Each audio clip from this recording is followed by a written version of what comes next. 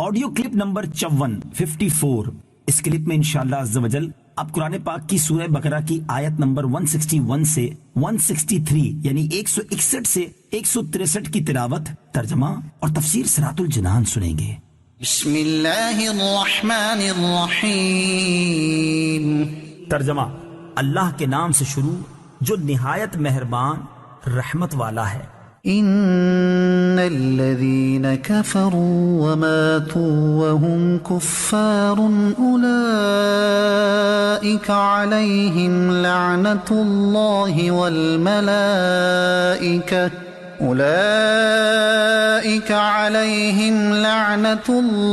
والملائكة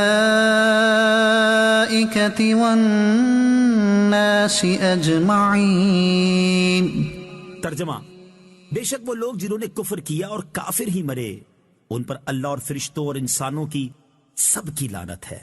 وَمَاتُوا وَهُمْ كُفَّارٌ، اور جو حالت کفر میں مرے، تفسیر صراط الجنان میں ہے، سب سے بدبخت آدمی کفر پر مرنے والا ہے، اگرچہ اس کی ساری زندگی اعلیٰ درجے کی عبادت و ریاضت اور تبلیغ و خدمت دین میں گزری ہو۔ کفر پر مرنے والوں پر اللہ تعالیٰ کی، فرشتوں کی اور تمام انسانوں کی لعنت ہے۔ برے خاتمے کا خوف۔ اس آیت سے معلوم ہوا مرتے وقت ایمان کی دولت سے محروم رہ جانا سب سے بڑی بدبختی ہے، اور اس وقت ایمان کا سلامت رہ جانا بہت بڑی سعادت ہے۔ لہٰذا ہر مسلمان کو چاہیے کہ وہ اگرچہ کتنا ہی نیک و پارسا، عبادت گزار اور پرہیزگار کیوں نہ ہو، اپنے برے خاتمے سے خوفزدہ رہے۔ ہمارے بزرگان دین کا بھی یہی طرز عمل رہا کہ وہ سب سے زیادہ برے خاتمے کے بارے میں خوفزدہ رہتے تھے۔ چنانچہ جب حضرت سفیان ثوری رحمت اللہ تعالی علیہ کا وقت وصال آیا تو آپ نے رونا شروع کر دیا۔ ان سے کہا گیا آپ امید رکھیے، اللہ تعالیٰ سب سے بڑھ کر گناہوں سے درگزر فرمانے والا ہے۔ آپ رحمت اللہ تعالی علیہ نے فرمایا، تم کیا سمجھتے ہو کہ کیا میں اپنے گناہوں کی وجہ سے آنسو بہا رہا ہوں؟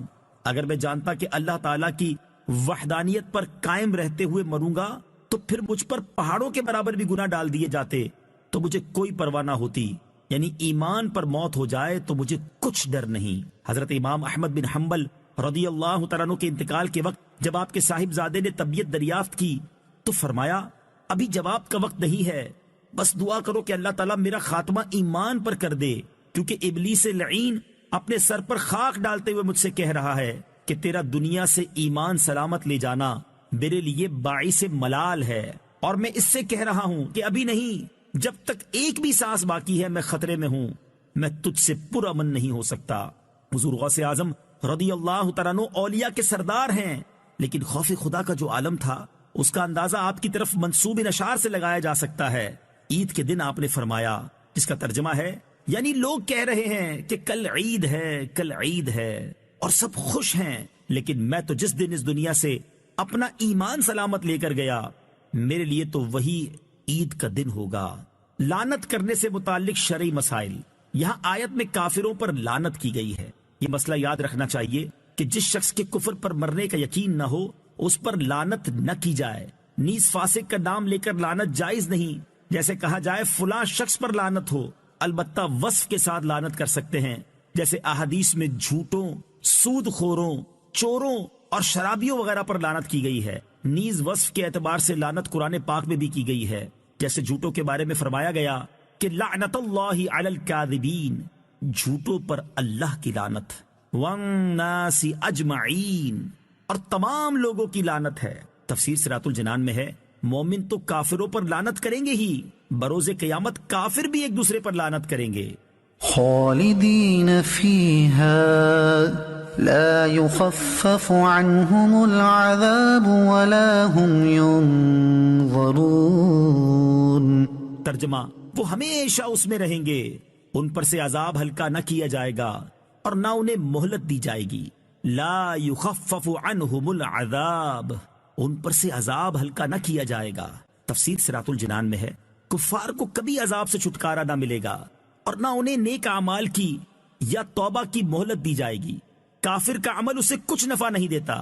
البتہ علماء نے فرمایا ہے اور احادیث سے سمجھ آتا ہے کہ جس عمل کا تعلق نبی کریم صلی اللہ تعالی علیہ وسلم کی ذات گرامی سے ہو اس سے کافر کو بھی فائدہ ہوتا ہے، جیسا کہ بخاری اور مسلم میں ہے کہ ابو طالب کے عذاب میں حضور اقدس صلی اللہ تعالی علیہ وسلم کی برکت سے کمی ہوئی۔ اور یوں ہی نبی کریم علیہ الصلوۃ والسلام کی ولادت کی خوشی میں ابو لہب نے اپنی لونڈی سویبہ کو آزاد کیا، تو جس انگلی کے اشارے سے اس نے آزاد کیا تھا اس سے اسے کچھ سیراب کیا جاتا ہے۔ یہی کلام علامہ عینی رحمۃ اللہ تعالی علیہ نے ابو لہب والی حدیث کے تحت عمدۃ القاری جلد نمبر 14 صفحہ 45 پر فرمایا ہے۔ وَإِلَٰهُكُمْ إِلَٰهٌ وَاحِدٌ لَا إِلَٰهَ إِلَّا هُوَ الرَّحْمَٰنُ الرَّحِيمُ۔ ترجمہ، اور تمہارا معبود ایک معبود ہے، اس کے سوا کوئی معبود نہیں، بڑی رحمت والا مہربان ہے۔ وَإِلَٰهُكُمْ إِلَٰهٌ وَاحِدٌ، اور تمہارا معبود ایک معبود ہے۔ تفسیر صراط الجنان میں ہے، کفار نے حضور اقدس صلی اللہ تعالی علیہ وسلم سے اللہ تعالیٰ کی شان و صفت معلوم کی تو یہ آیت مبارکہ نازل ہوئی کہ تمہارا معبود ایک معبود ہے، نہ اس کے اجزاء ہیں، نہ کوئی اس کی مثل ہے۔ معبود و رب ہونے میں کوئی اس کا شریک نہیں، وہ اپنی ذات و صفات اور افعال میں یکتا ہے۔ مخلوق کو تنہا اسی نے بنایا، وہ اپنی ذات میں اکیلا ہے۔ اس میں اعظم والی آیات حضرت اسماء بنت یزید رضی اللہ تعالی عنہا سے روایت ہے، نبی کریم صلی اللہ تعالی علیہ وسلم نے ارشاد فرمایا، اللہ تعالیٰ کا اسم اعظم ان دو آیتوں میں ہے۔ ایک یہ آیت وَإِلَٰهُكُمْ إِلَٰهٌ وَاحِدٌ لَا إِلَٰهَ إِلَّا هُوَ الرَّحْمَٰنُ الرَّحِيمُ۔ دوسری سورہ آل عمران کی ابتدائی آیت الف لام